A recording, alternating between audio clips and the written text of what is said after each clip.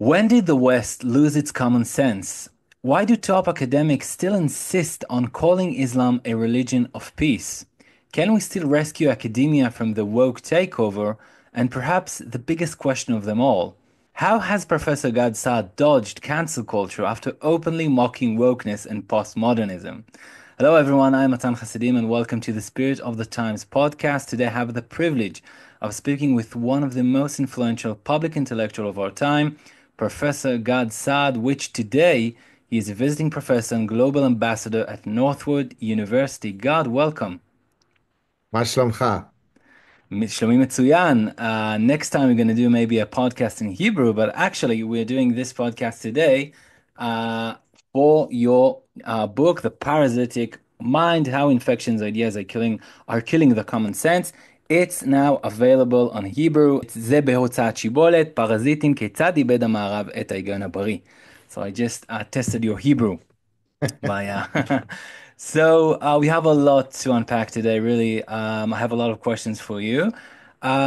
So let's start from maybe October 7th before getting to all the parasites that you write about. 5 years ago, calling the West in decline seemed maybe quite extreme. But now, with October 7th, I think that things have changed. I think that October 7th played a significant role in revealing the extent to which these parasites that we're going to talk about have infiltrated the West. How you view those events? Look, October 7 crystallized, the departure from reason for many people, but I hate to say it, we didn't need October 7th for that realization to come true, right? I've been standing on top of the mountain for my entire academic career, screaming into the wind, most people ignoring me, saying, this is coming. So it is regrettable that it takes such orgiastic tragedies like October 7th to get some people to wake up. But really, the problem has been festering for much, much longer than October 7th. But do you agree that October 7th actually, manifested something bigger that happening in universities? Now, as Douglas Murray said it, we know everyone where it's holds, Nobody can pretend anymore. Yes. Look, my home university, which is Concordia University in Montreal, has been called colloquially as Hamas University and Gaza University for many decades, right? Benjamin Netanyahu was canceled in 2002 from coming to Concordia University. So again, from speaking at Concordia University. So again, yes, you're right that the assortment of people's positions is much clearer once October 7th happened. But believe me, this problem has been going on for much, much longer. So, example, and we may get into this later in greater detail, my life trajectory is one that precedes October 7th by nearly 50 years, right? We had to escape Lebanon under the imminent threat of execution as the last remaining, Lebanese Jews. So October 7th is only a surprise to those who had their head in the proverbial sand. That's why in the parasitic mind, I talk about ostrich parasitic syndrome, right? Because the We're gonna ostrich. talk about the ostrich Okay, so parasitic syndrome, yeah. I'll hold off to that. Yeah. So go ahead. Okay, so because you're such a prophet, I'm kidding, you're on the right side of, of history, maybe we can say it like that. So in an interview I did with Melanie Phillips, I mentioned a tweet of yours from when there were riots in England that took place in July, I think, where you said that the war in Europe with Muslims is coming and probably it's inevitable. Do you still think this is the case? Do you think it's possible to prevent it from reaching to that point?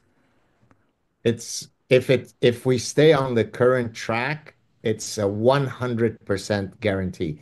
It is as clear as you jumping off a building and checking what the effects of gravity will be. It's as clear as that. Because look, ideas have consequences. Islam is a set of codified ideas. There's only one of three things that Islam can do. It can either promote individual liberties and freedoms, it could not affect individual liberties and freedoms, or it could reduce individual liberties and freedom. There isn't a fourth option, right? And so once you put Islam with Western traditions, they can't coexist. Now, that doesn't mean that we can't find endless cases in history where Muslims and non-Muslims did not coexist for a period, but that period eventually is no longer peaceful, right? So it's kind of like arguing, how could this guy have gotten a heart attack and died? Because every single day prior to him having the heart attack, he was living and he was walking and jogging. Well, yes, but there was stuff that was happening in the background that eventually led to the heart attack. That's what happens with Islam, especially when it mixes with values that are perfectly antithetical to those of Islam. So it is absolutely unequivocal that if the current trends continue, there will be massive violence in Europe, but not only in Europe, everywhere where these realities are taking place, right? The demography is destiny is truly the most fundamental prediction of how a society goes. With greater Islam, there'll be fewer liberties, and either the Europeans will wake up or else they will become Islamized, like the 56 other countries that are currently part of the OIC. You know what's great? From my experience talking to Middle East scholars, the issue of many academics face, when not all of them are on the left or woke, is that the academic method, which focuses on many details, often prevents them from making a strong, clear statements and, viewing the big picture. So, for example, when discussing Islam, I often hear Islam is no is so diverse. How can you talk about it as a one thing, Or the Islam of Spain's golden age was different, or a one that is very popular in Israel. I don't know if you've heard about it before. Can we really call the Shiite ideology behind the Iranian regime authentic Shiite Islam? Like, of course, those scholars would say, yeah, of course, it's Khomeini is evil and it's terrible and everything. But Khomeini incorporated Marxist ideas into traditional Shia Islam. So, it's not the authentic Shia Islam. How do you respond to this kind of argument? Yeah, I respond to it in chapter 6 of the Parasitic Mind, where I do talk about ostrich parasitic syndrome. So this is a cognitive bias known as the no true Scotsman fallacy, right? So Yusuf al-Qaradawi, the leading Sunni Islamic cleric of Islam, from Al Azhar University, according to some of your academic colleagues, doesn't represent true Islam. So, the leading Sunni cleric at the leading Islamic university in the world doesn't represent true Islam. What does represent true Islam is your friend Ahmad, who is gay, eats prosciutto, and drinks vodka. He's the true representative of Islam. But Khomeini is not, the Saudi clerics are not, ISIS is not, Muhammad is not, Muhammad's companions are not. So we can keep saying no true Islam until we find one that caters to our Western sensibilities. He must be true Islam. So, another question about Islam, as an evolutionary psychologist, how do you explain the fact that societies adopting Islam often fall into, of course, I'm not talking about every Muslim and Muslim, I have Muslim friends, but I'm talking about societies in large, in general. So they fall into ignorance, into poverty, stagnation, violence, things that are not beneficial from a survival standpoint. And yet, many people continue to hold on to and embrace Islam. How do you explain this? So there are several ways to answer this. One of which is that one of the beautiful things about most religions is that it cures our mortality problem, right? So I just have to swallow whichever preferred religion I have, and then suddenly I become immortal. So remember that under Islam, there is an afterlife that is actually much more glorious than the current life. So viewed from that perspective, once I am parasitized by this eternal utopia, then the fact that something bad happens within this earthly realm does not mean that this will bring about my death, because the real life begins after my current material death. And so there are many ways by which you could explain how Islam can flourish from a Darwinian perspective. As a matter of fact, one of the truly incredibly successful elements of Islam, if we are to use a evolutionary and Darwinian mechanism, is that the memeplex of Islam. So just let me explain it for your listeners and viewers. A meme, now everybody That knows the haven't read Richard Dawkins, yeah. exactly. So Richard Dawkins in his 1976 Selfish Gene book talked about the fact that, correctly so, that humans are both a biological and a cultural animal. Our genes spread and propagate, but so do our memes. Memes are any ideas, beliefs, jingles, songs, religions that spread from one brain to another. And so you can measure the mimetic, uh, infectious score of a particular set of memeplexes. A memeplex is just a collection of memes. So Judaism is a memeplex. Christianity is a memeplex. Islam is a memeplex. Now, Judaism is a profoundly non-successful memeplex. So, or to use marketing terms, it's terrible in its marketing abilities. Why? Because if you're trying to attract customers, then Judaism seems to never increase. We're currently at around 15 million with no signs of improvement. Why? Because it's not a proselytizing religion. You're not meant to convert others. If anything, if people try to convert to Judaism, you're supposed to dissuade them. You're supposed to make it as difficult for them as possible. That's not a very smart marketing tactic if you're trying to bring people into your quote product. Islam, on the other hand, its memeplex is structured in such a way that it is, evolutionarily speaking, profoundly successful. Hence, why one-fourth of humanity, roughly 1.7, 1.8 billion people, a bit less than one-fourth of humanity is Islamic. And there are specific contents within Islam that allow that. I'll just mention one. Islam is the most proselytizing of all religions, even more so than Christianity. Islam does purport that there will be peace on earth once every single person on earth is united under the unifying flag of Allah. So that is the goal, and that's why Islam spreads. Islam only requires a single sentence, the Shahada, that is proclaimed publicly and openly with witnesses, and voila, you become Muslim. It takes a lot more to become Jewish. That's why you got 15 million Jews Hmm. and 125 times as many Muslims. So the question is not about Islam, it's was supposed to be about Judaism, you know? And Well, even what you said about afterlife, I don't think that we can apply to Judaism because true. afterlife is not really um, in the main religious practical thought of Judaism. Maybe Well, that's people have what to. that's what I said when I was answering you. I said that the answer that I'm giving doesn't cover all possibilities because why do Jews support Islam the way that they do is a different explanation that does not rely on the afterlife. Which, if you want, I can. Do you want me to get into why Yeah, some? it's interesting. Yeah, of course. There are again several possible explanations. I'll give one from my neuroparasitological framework. You may have heard me mention this before, maybe not, but certainly your viewers may not have.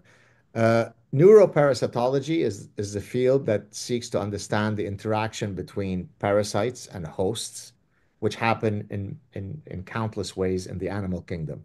A neuroparasite is different from just a regular parasite in that it seeks to, as its final destination, go to the host's brain, altering its circuitry to suit the interest, typically the reproductive interest of the parasite. So a tapeworm is a parasite, but it goes into your intestinal tract. A neuroparasite wants to go to your mind. Hence, that's why I use that framework to explain idea pathogens. Now, I'm going to come to the Jewish uh, parasitized people in a second. The wood cricket is one type of animal that is parasitized. It hates water. The wood cricket doesn't want to do anything with water.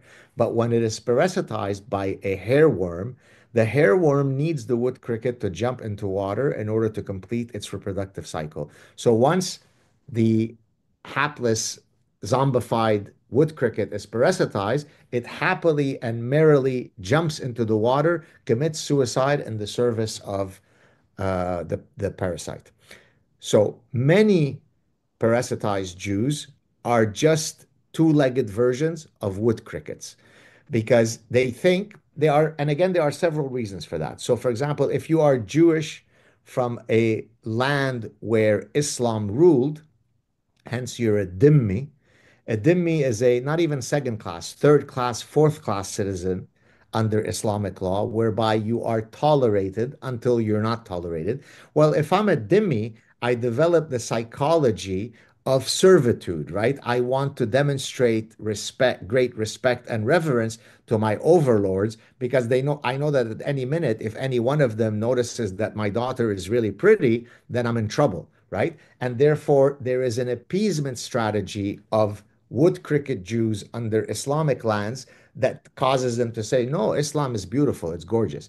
Now, what about Western Jews? Well, Western Jews have also had to be at the forefront of fighting for civil rights and so on, right? So, for example, many of the uh, leading civil rights activists in the civil rights movements in the United States were, of course, either black or many of them were Jewish because Jews come from a history of bigotry. And so, what better way to demonstrate that you're against all forms of bigotry? So, take that idea and now apply it to Islam. It feels wrong for me if I am a Harvard Jew uh, to say that Islam is bad because I have a lot of friends, Ahmad, Mahmoud, Muhammad, who've never killed anybody, who are perfectly lovely. And I sat at the dinner table at my home in Boston with my super progressive Jewish wood cricket family members who always said that all Muslims are lovely and kind. So it feels gauche, it feels wrong for me to criticize it. So there are different reasons why wood cricket Jews would be in love with Islam. But of course, they are all fools because none of them would have been saved had they found their way at the Nova Film Festival. They would have gotten the exact same bullet, whether they were Gabor Mate, who really loves Palestinians, or not. They would have ended up in the exact same place. Yes.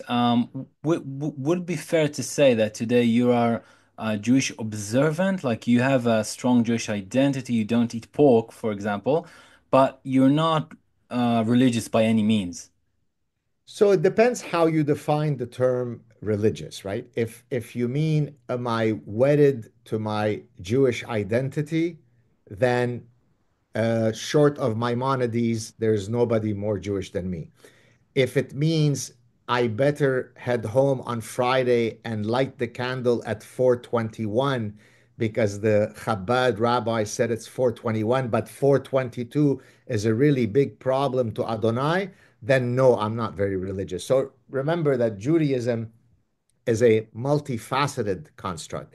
It is a shared people, it's a shared lineage, it's a shared history. So, from that perspective, I'm incredibly Jewish.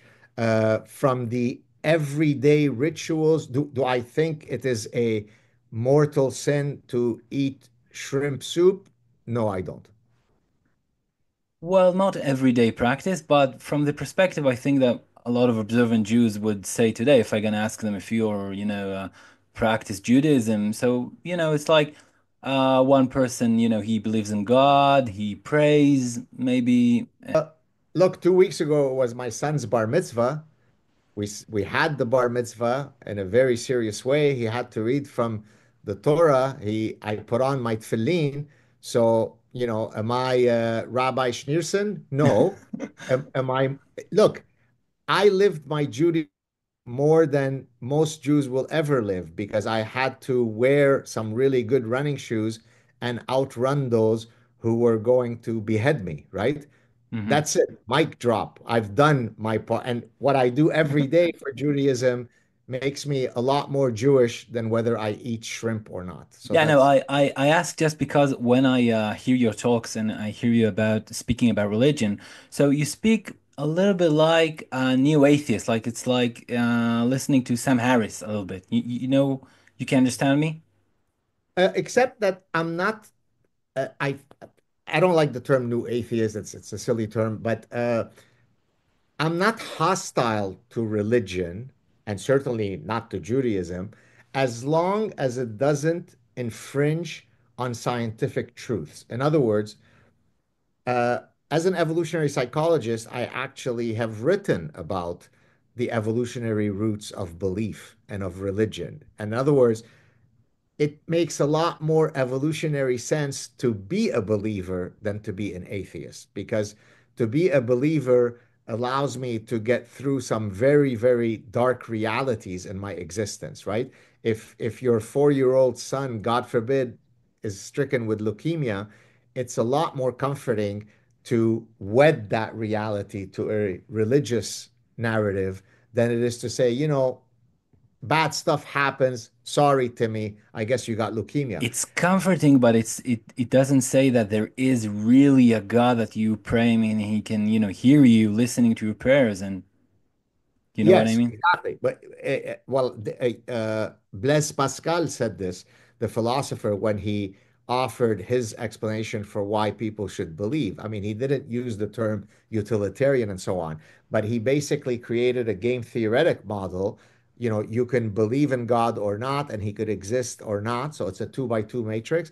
And now the idea is that under all scenarios, it makes more sense to believe in God. So I understand the reflex to believe, but for example, if a rabbi were to say to me, as many have, uh, how could you believe in evolution? We know that that's not the thing. Now I have a problem because uh, you are pitting a religious narrative against an incontrovertible theory that has about 150 years of incontrovertible evidence. We build drugs, medicine based on evolutionary theory, not by looking at a particular code in the Torah, right? So religion is wonderful because it weds us to a shared narrative, and there are, as I said, many functional values to religion. My only problem with religion is once it becomes arrogant enough to offer a narrative that contradicts science. So, Stephen Jay Gould, for example, although I don't agree with his position, was what's called a proponent of the NOMA principle. NOMA stands for non-overlapping magisteria, meaning that he was saying, look, religion can exist in this space and science can exist in this space. And as long as they don't infringe on each other, they don't overlap, then I think there is room for both. And to that extent, I agree with him. The problem is if I am a young earth creationist, I absolutely and literally believe that the earth is a couple of several thousand years old, and the average 3-day old squirrel who studied geology knows that to not be true. So that's my only problem. So I'm not a new atheist. I'm not hostile to religion. I just wish that religion would worry about our uh, moral and spiritual Yeah, value of and course. leave the science for others. Of course, I think that the one who wrote a better book than Stephen Jay Gould was actually the Rabbi and the Lord Jonathan Sacks, The Big Partnership. He actually wrote something similar to Jay Gould, but I think in a maybe a better way. Well, So thank you for telling me that because I don't think I've read that, so I'll have to read that. yeah, it's a great book, great book. I think it was his best book by Rabbi Sacks. So you explained briefly about the parasites and how it connect to bad ideas. Can you explain more about how they are destroying the West common sense today? Right. So let me go back to the start of how I first realized that there were these flourishing parasites on university campuses.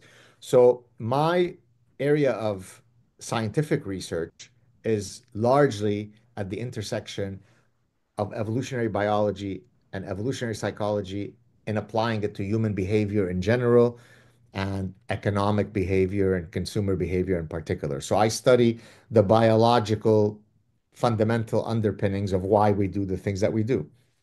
Okay. Now, to me, that seems obvious, right? It can't be that you study every single species on Earth while invoking that species' biological heritage, but there is only one species called Homo sapiens that somehow exists outside the realm of biology. Or if biology applies to Homo sapiens, it applies, but as long as it stops at the neck. So evolution can explain why we have opposable thumbs. That's okay. Evolution explains why our liver works the way that it does. That's okay.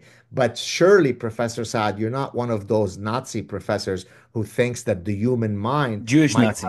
Jewish Jewish Nazi. Nazi, exactly, might have evolved through that human mind might have evolved through a process that is akin to every other species that has ever existed on Earth. So that's when I first saw how could my colleagues be such imbeciles? How could it be controversial for the colleagues that I have, very smart people, economists and organizational psychologists and consumer psychologists and psychologists of decision making and operations researchers and behavioral finance folks, all of these guys with huge degrees and super smart, suddenly were unwilling to accept the fact that biology matters in explaining human behavior. So that was my first exposure 30 plus years ago to the fact that very intelligent people could be fully parasitized by imbecility. And then subsequently, over the next 30 years of my career, I experienced that with increasing frequency. And so I tell very early at the start of the Parasitic Mind that I have faced two great wars in my life. First, the Lebanese Civil War, and two, the war on reason, science, logic, common sense, reality on university campuses. So what the book does is it basically traces many of these parasitic ideas, and I'll explain a few in a second. And then towards the end of the book, I offer a vaccine, an inoculation against these bad ideas. So let me start with, as I call it, the granddaddy of all parasitic ideas, postmodernism.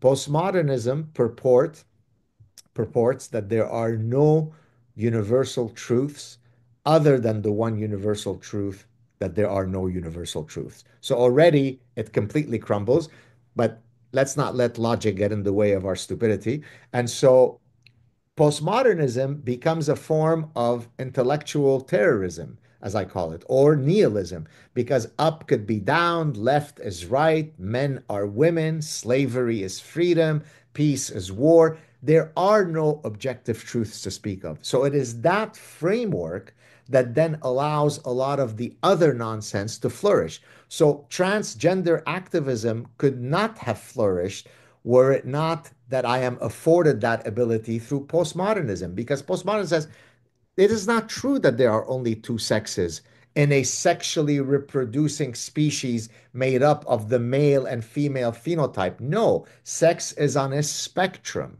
right? So this is like arguing, as I explained, that it is not true that human beings have, as part of their fixed traits, 10 fingers, because my cousin Frank was born with a congenital condition with 11 fingers, and so fingers come on a continuum. Some have 7, some have 11, and so on. So that parasitic idea then allows all the other ones to flourish. What are some of the other ones? Social constructivism is a parasitic idea. All human phenomena construction. There are no biological imperatives. Here's another one: cultural relativism. Who are you to judge the beliefs, the practices of another culture? If another culture decides that they wish to cut off the clitorises of 5-year-old girls, don't be a cultural imperialist and use your cultural reference points to judge others. You have no right to do so. So there are no moral truths, there are no aesthetic truths, there are no epistemological truths, there are no musical truths, right? So if I just start slamming and make noise, who are you to argue that that's not its own form of brilliant music? Who are you to say that an empty canvas that is sitting at the Carnegie Museum is itself not a form of beautiful art? By the way, I tell that story in the book where I had gone to visit a friend at Carnegie Mellon University in 1996, and I visited the Carnegie Museum. I paid money to see art, and then I am witnessing an empty canvas. And so I demanded to see the curator of the museum. They ended up sending someone else to see me, asked me how can she help me? And I said, well, why is there an empty canvas here? And then, of course, she answered, well, you see, it is causing us to have a wonderful conversation. So that's the value of it. And so that's what you get with all of these parasitic ideas. It's an attack on human reason. And that's why we ended up in the place where we are today. Okay, so that was a great summary. You need to read the book, of course. It's not, uh, but I want to say like, person like me. So I'm a conservative. I have a nice kippah. I listened to Dennis Prager and Jordan Peterson for years. So I read your book, and I'm biased. Before our conversation, I took this book. I gave it to a progressive woman student that I know. And she didn't really like it. Okay, Yeah. let's say it like that. Um, so the question is, your book, when you wrote it, you tried to convince the other side, like the woke students who are gonna open it, or are you saying, okay, if someone is on the woke side, it's over? Look, the regrettable part is that the people who most should be reading the book are precisely those like your wood cricket friend who say no, no, no, la la la, I don't want to hear it, right? Uh, but I don't think she even read it all the book. I'm sure she didn't. But listen, I'm optimistic by nature. I believe that most people are reachable. Now, there are some that are absolutely unreachable no matter what I might present to them. And so, one of the skills that you have to develop if you are in the business of trying to change people's minds is to know how to allocate your time strategically. If that's one of the reasons why, by the way, I refuse many, many invitations to debate people, not because boo hoo hoo, I'm scared to debate them. I could have debated them when I was 6 years old. The problem is, I know that there is nothing that I could ever say that could cause them to even have a modicum of intellectual humility to say, that's interesting. I'd never thought of it, right? So they come with their revealed truths, and then it's la la la, and then they scream over you. And so there's no point in me engaging it because I know it's going to be a waste of time. But I would like to think that most people are not as dogmatic as that, and so that with enough time, they will change their position. And if I may, I can give you one of a million such examples right now. And actually, I discuss this case in the Parasitic Mind. But then the finale of that story only happened a year ago, after I had, of course, written the Parasitic Mind. It's the So girlfriend of your student that came to the. no, no, no, that's another good one. Although I never spoke to the girlfriend of my student, although I can Okay. tell you that story, which has become a Because this very could have been, wow, it could have been a shock. no, no, that I wish I could tell you that I was able to flip her, but I never spoke to her after that evening. Although I'm still very much in touch with the The student student. Yeah. who's now become himself a professor. Uh, no, this is the story of a woman who, I think it was 2010, if I'm not mistaken, had written to me saying she's Jewish, by the way, and she has grandparents who, were in the Holocaust. So you would think she would be open to not being a wood cricket, but she wasn't.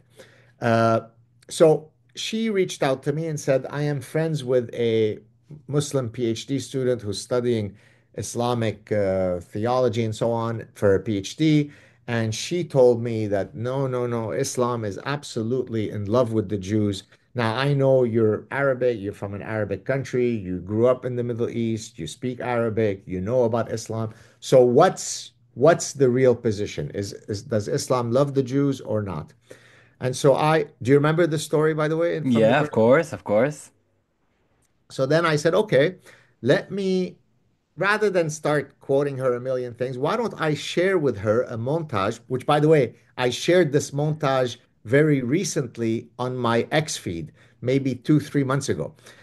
So there's a montage of, I think it's about 20 something minutes of imams, journalists, writers, children, all sorts of folks from the noble lands of perpetual peace speaking about their views of the Jews. Now, these are imams from very, very prestigious mosques and Islamic learning centers and Al Azhar University and so on, right?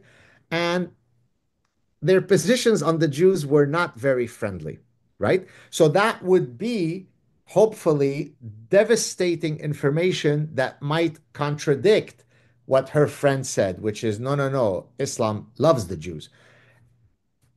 The Jewish student wrote back to me subsequent to me simply sharing that montage with her.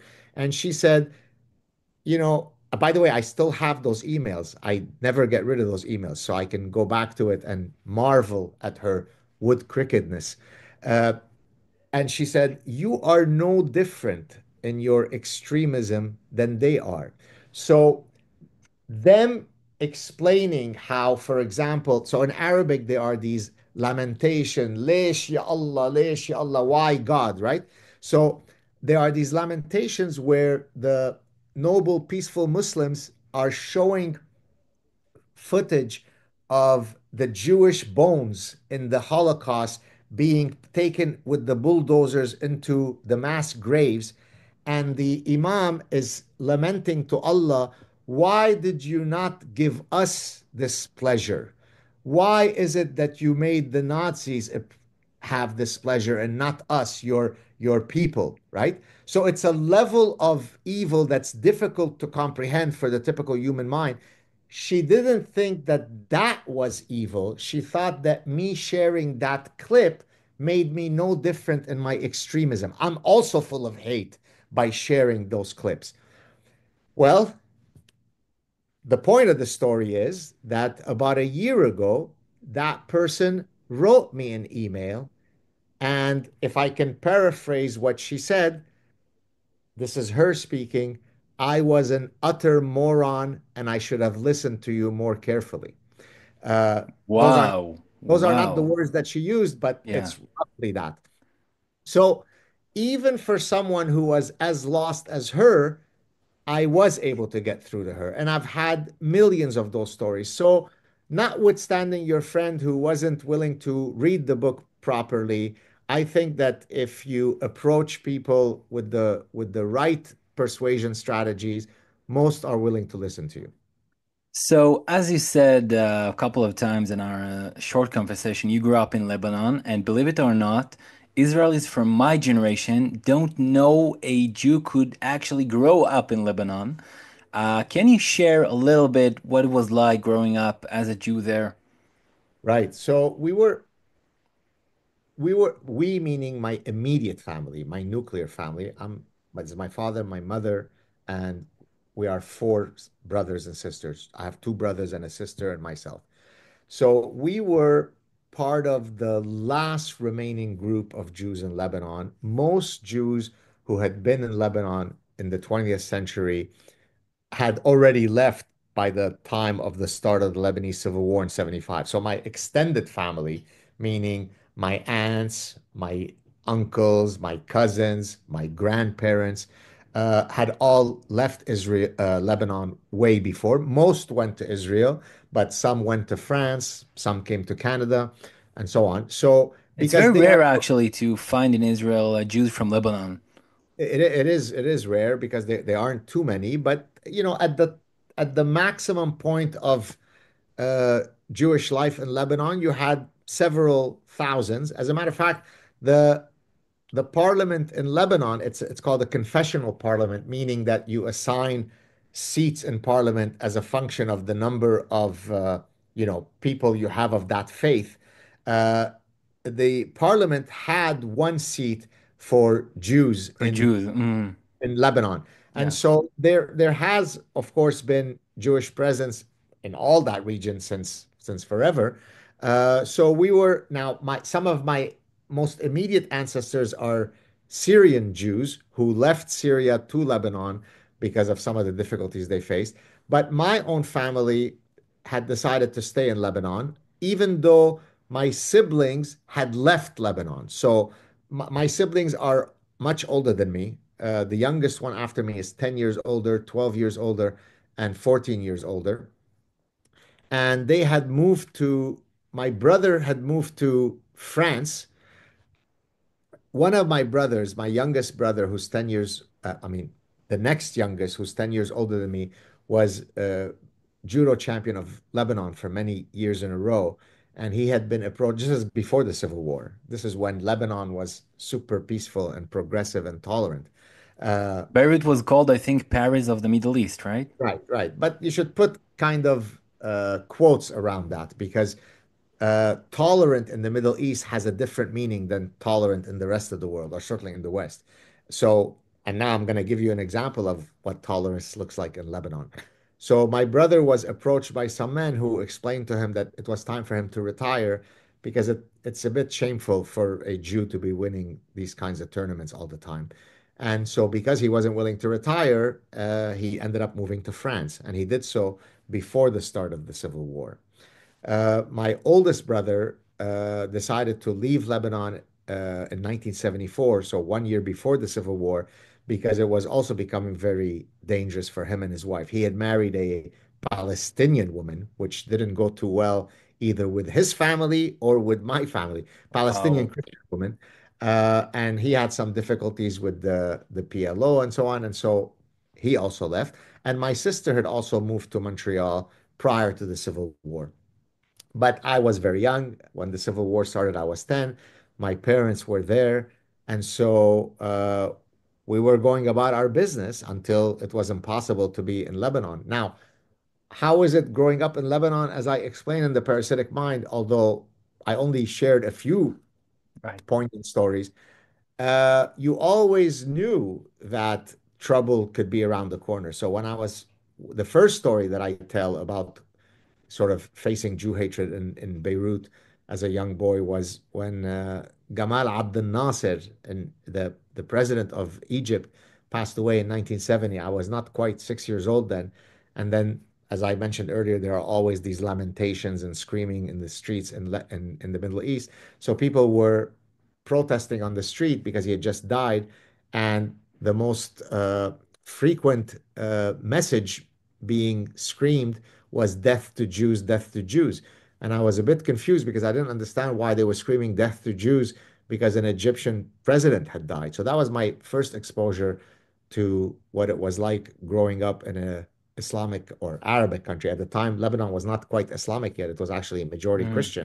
yeah. Uh, the second story I tell in the book is about a year or two before the Civil War started. The teacher had asked us to stand up and tell the class what we want to be when we grow up. And so the usual stuff, I want to be a fireman, I want to be a soccer player, I want to be a doctor, I want to be a policeman. And one kid gets up and says, when I grow up, I want to be a Jew killer. And of course, everybody laughs and claps. Now, that kid knew that I was Jewish, and there was another Jewish kid in the class, but it didn't stop him from expressing what seemed very natural that, when I grow up, I'm going to kill Jews. And so Jew hatred was everywhere. It was even banal, right? If it rained, it's because of the Jews. If, as you know, this is after the Civil War, when Egypt had a bunch of shark attacks in Sharm el-Sheikh, it was because the sharks had been trained by the By Zionists, the Mossad, yeah. by the Mossad. And so everything in the Middle East is viewed through the prism of the diabolical Mm, puppeteering Jew. So yeah. yes, it's the Paris of the Middle East, and that yes, on a daily basis, people are not getting killed all over the street before the war. But then something happens, and then it's no longer okay to be Jewish. This is the story for the past 1400 years.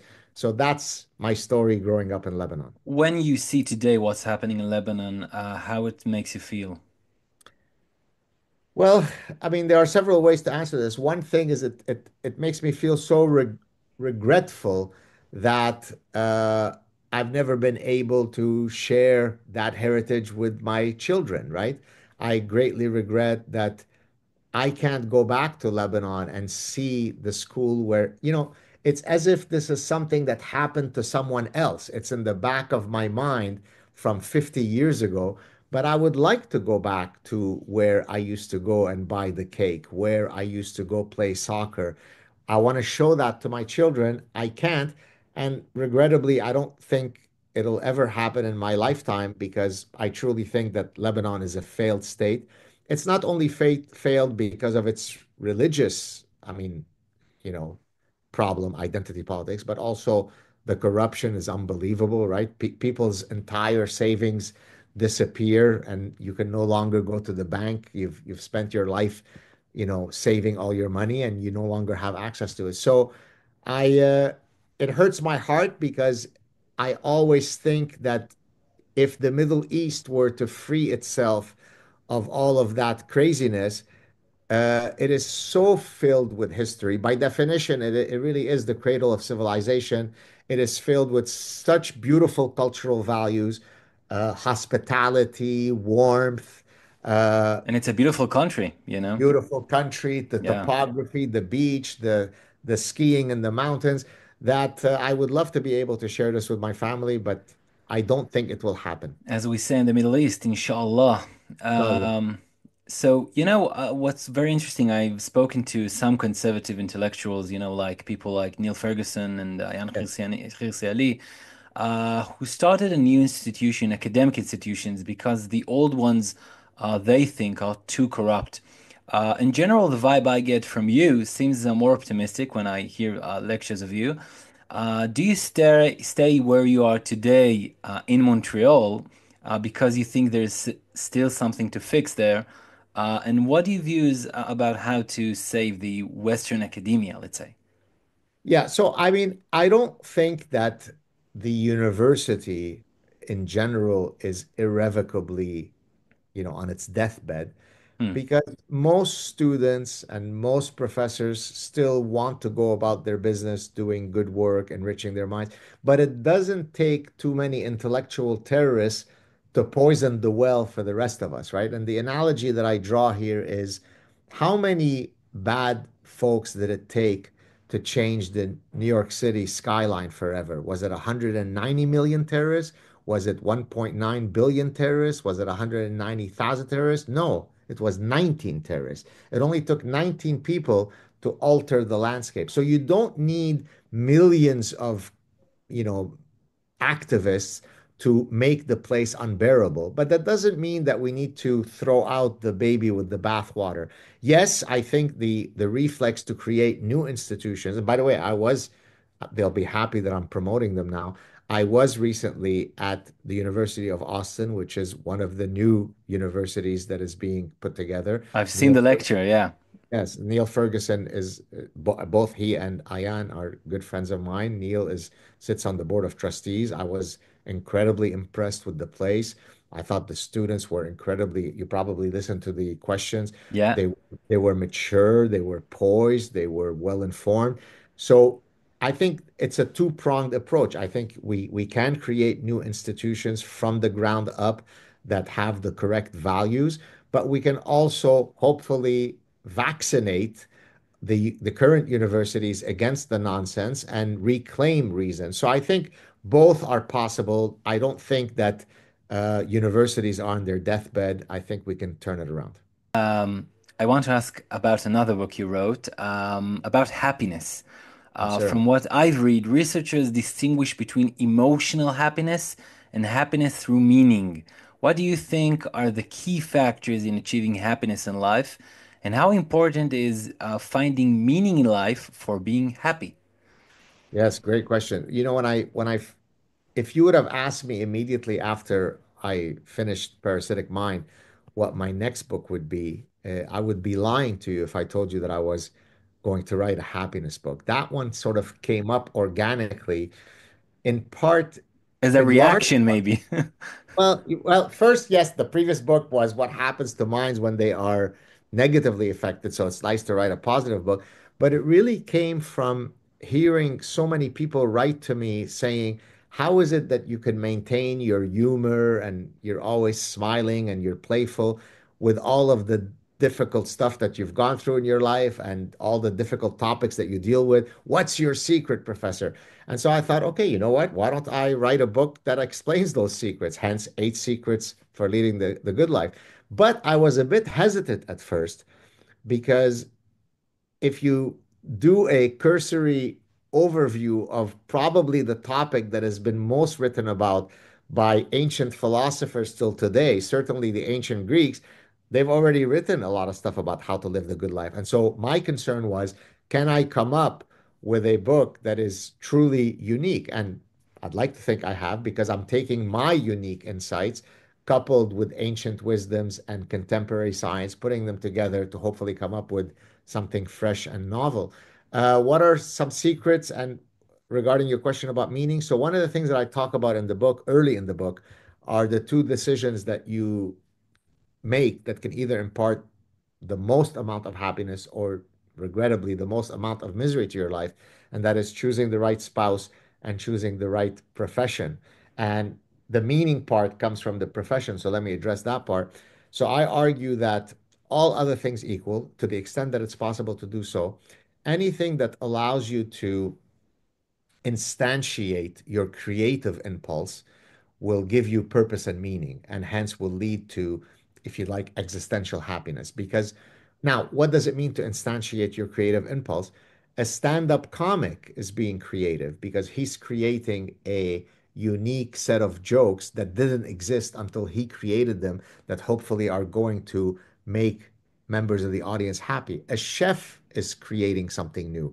An architect is creating something new. An author and professor is creating something new. So there are many, many ways by which I can satisfy my creative instinct, but doing so immediately immerses me in meaning and purpose, right? Now, that doesn't mean that we don't need bus drivers and that their lives are not valuable. And it doesn't mean that insurance adjusters are also not important and accountants.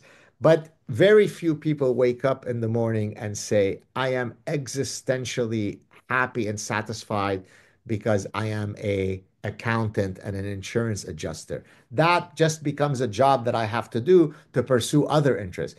But if your job itself can be a form of play, can be a creative lab of creation and innovation, then you've really hit the jackpot. And so one of the reasons why I'm happy every day, other than, by the way, I should mention, and I mentioned this early in the book, about 50% of individual differences in happiness stem from our genes.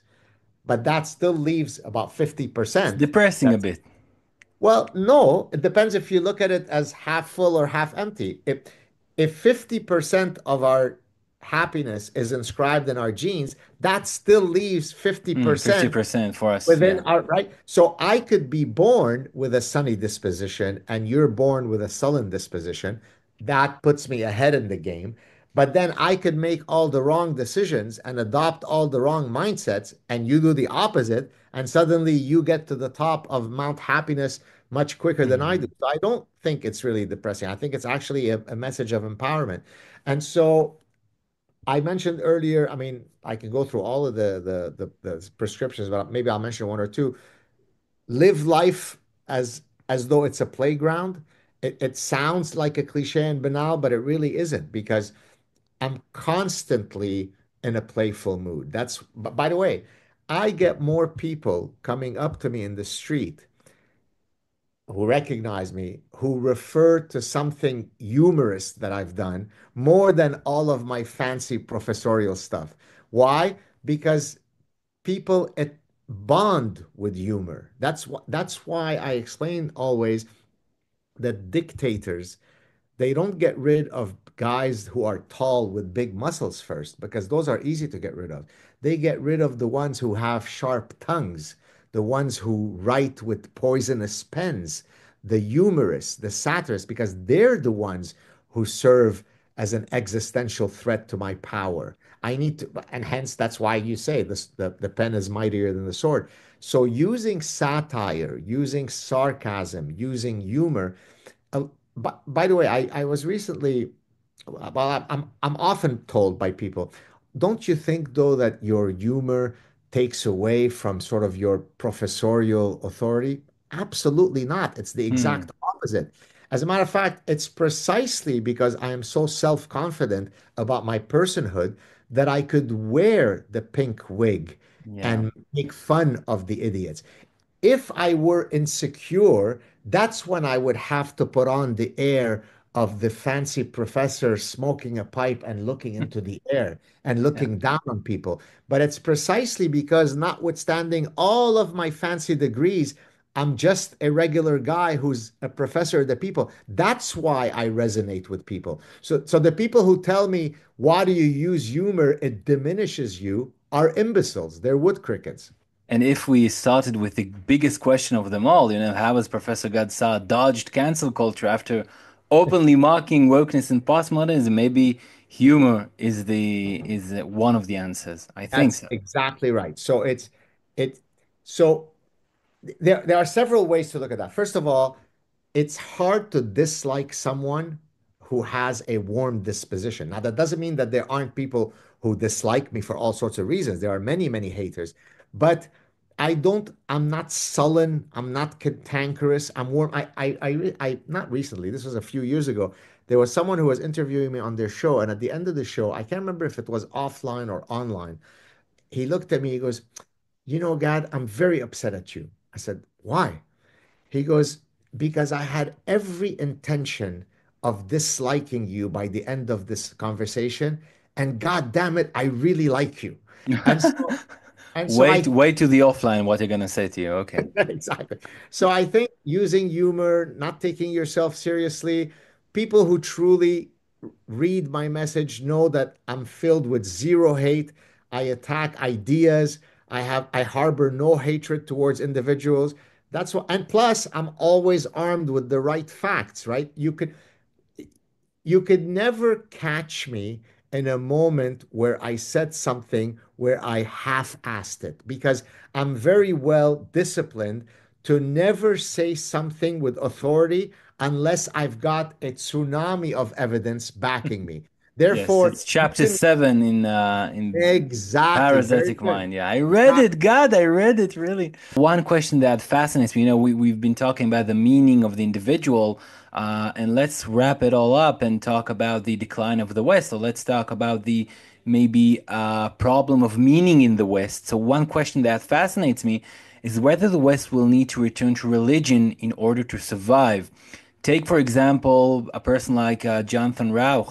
For example, he's an atheist and liberal who's written about happiness too. But now he sees the decline of Christianity in public life as a major factor in the erosion of social cohesion in America. And as a gay Jewish liberal, he now supports the return of religion to the public life in the United States. What do you think about this shift among liberals and state of the West in general? Specifically as relating to the presence or absence of religion Yeah, or yeah, uh, so in a sense, we briefly touched on this earlier in our right. conversation.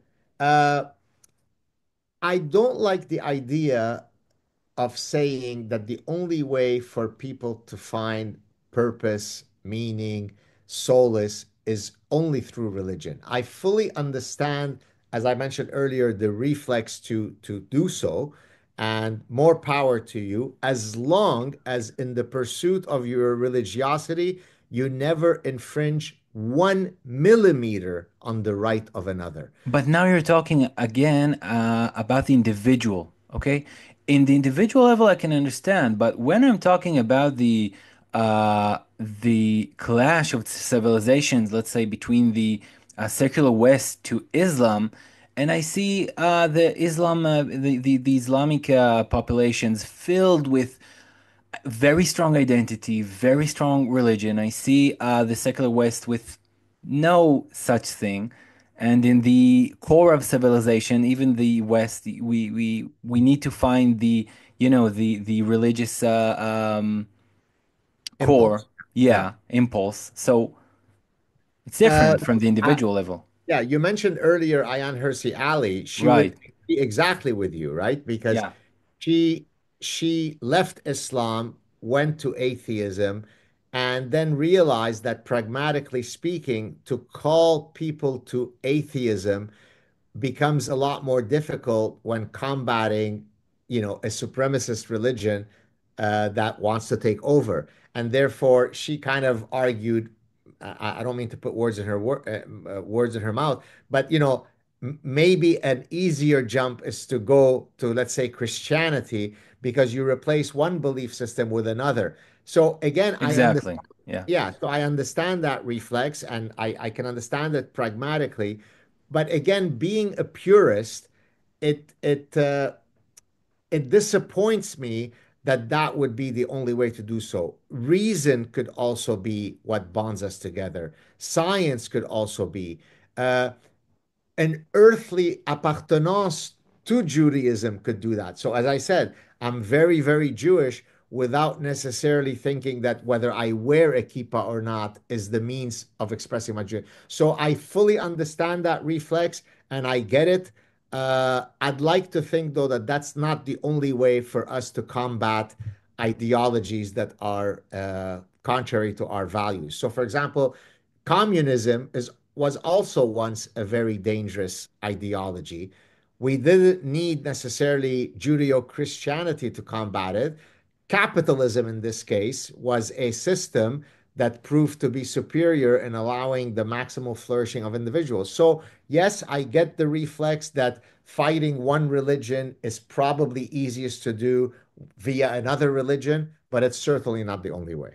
Last question about Israel as a role model for the West. So we started with October 7th, and for the first time, this is my thoughts. I believe that Israeli society has found a nearly maybe universal role to be something like a role model for the West of a functional society with tradition, with big families, with good economy. You know, it has its problems, of course.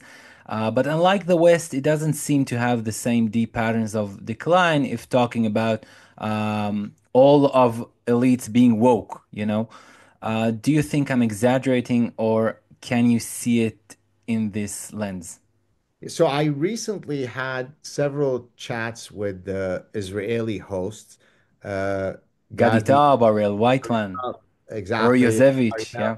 and exactly, and I think in several of those conversations, I think certainly with Ariel, if I'm not mistaken, he asked, what is it that makes Israelis probably less susceptible to succumbing to the parasitic ideas. Although I did explain that at the university level, you have a lot of wood cricket professors who are Israelis. But my answer, which I'll repeat here, is it's a lot less likely for people to fall prey to gigantic imbecility when you are in the neighborhood of Israel, right? So in my daily reality of being an Israeli where I don't know who's going to come at me from which corner, I don't have the luxury to spend my time discussing whether some women have 9-inch penises, right? And therefore, there is an inherent inoculation against parasitic ideas by virtue of me being in a very dangerous neighborhood, right? So that reality slaps me into not adopting these, nonsensical ideas. And this is, I draw an analogy here with anorexia nervosa. So, anorexia nervosa is an eating disorder that historically is only found in societies of plentitude, meaning it is only in societies where you don't have to worry about truly facing endemic famine that you can afford the luxury of being anorexic. You don't have many anorexic women in Ethiopia, but you have them in some places in ancient Greece where there was plenitude, and you have them in the West. You don't have them in places where you have famine. I think that's the exact same mechanism that explains why Israelis don't fall prey to the stupidity because they're too busy running into the bomb shelters to protect their children. So it's less bombastic as I as I say, phrase it, but yeah, it's still something. Professor Gad Saad, thank you very much. When you're coming to Israel? Well, Soon, I it's hope. I hope so too. Look, I was recently invited to come to do a tour, which I'm very, very excited to do. It's just very hard for me now because of all of my scheduling conflicts. So now we've changed it from this spring to hopefully, inshallah, next fall. And hopefully I'll Inshallah. get to meet you in person. Okay, so see you there, inshallah. And well, I'd like to say in Arabic, نورت المحل. Really, it was a pleasure. يعطيك العافية. And شكرا see you. حبيبي. شكرا. Shukran. Thank you very much. Goodbye.